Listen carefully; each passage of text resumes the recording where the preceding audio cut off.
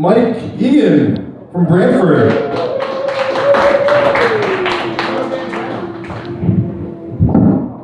How's it going, everybody? Yeah, I am from Brantford, so if you want some meth, good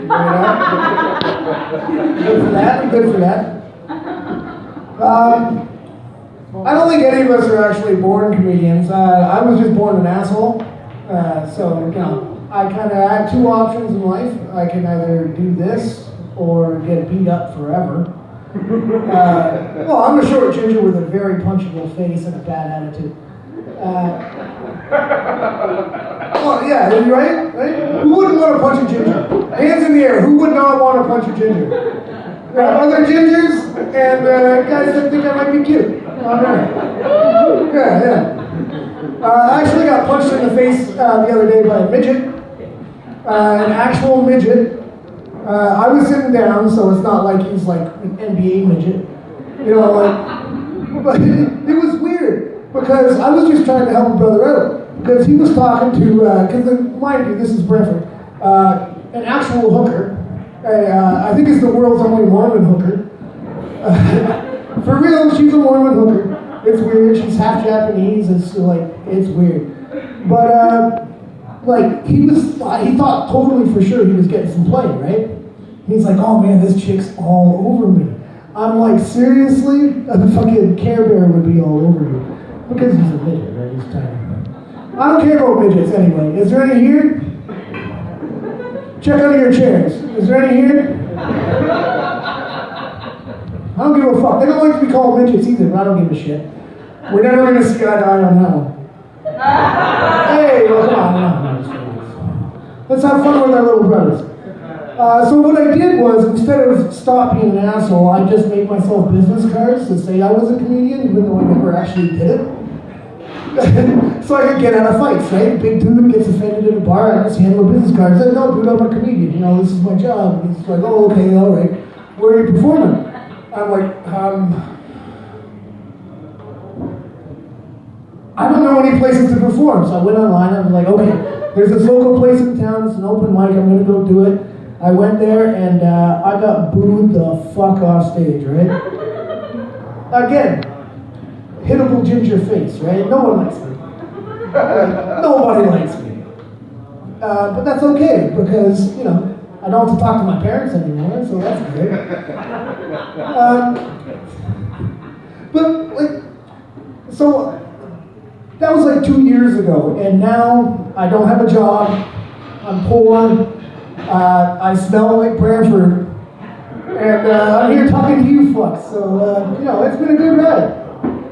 But the worst thing about being a comedian is when you tell people you're a comedian, you are going to hear the lamest, most vile, sexist, racist jokes you guys have ever heard in your life. All the other comedians will probably agree with me on that one. If someone finds out you run this show, they're like, oh, I got a joke for you.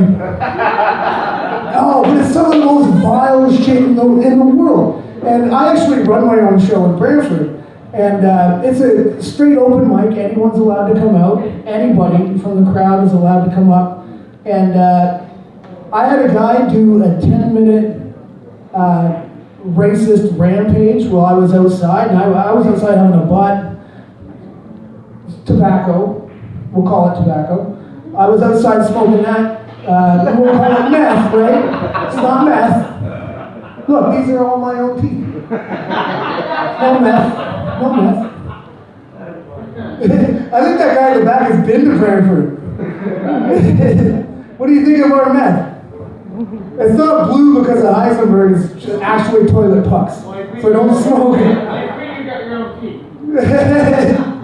These are my own teeth. Trust me, I stole them fair and square off that midget that hit me the other day.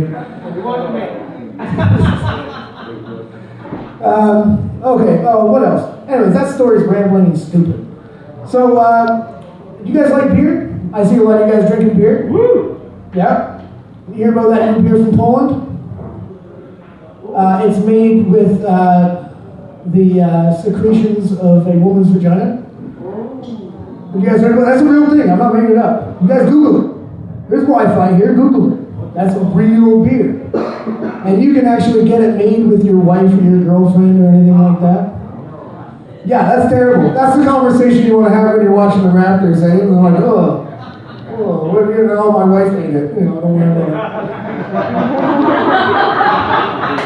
That's terrible, right? But who would want that? Like, is that good with nachos? Like, I don't get it. I hear it's a bad product because you can order 6 cases out of one little vial, but once a month it gets really bitter. Okay. You guys fans of Rob Ford? You guys like Rob Ford? He's a good guy, right? No. Anyone a fan of Rob Ford? Yeah. No, why would you be? The guy was a fat piece of shit. Smoking crack, doing hookers and shit. As soon as he died, the day he died, they were like, oh, he's got a great legacy and stuff. I don't like to see anyone die. I'm sure his family's devastated. I'm not making fun of that. But I'm just saying, like, he doesn't really have a legacy. Like, what's his legacy? Being the first Toronto mayor to have memes written about him? Like, is that the legacy you want? Him going on the internet forever? Is that a legacy? We've got a real problem with hero worship here in Canada, right? Who are our national heroes?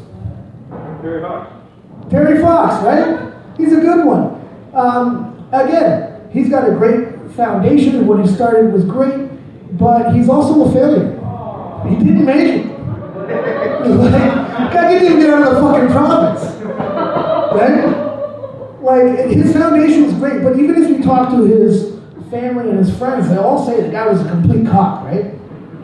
You know, like seriously. I know it was the 80s and all that, but come on, dude. Like, but he did fail. Like, and you guys know who Chris Hadfield is? Yeah, he's an astronaut, right? Motherfucker went to space 4 fucking times and made it back.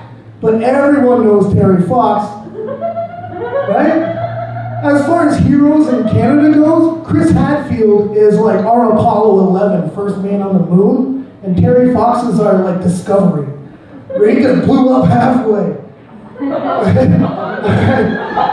right, that's my time. Let's bring Adam back up.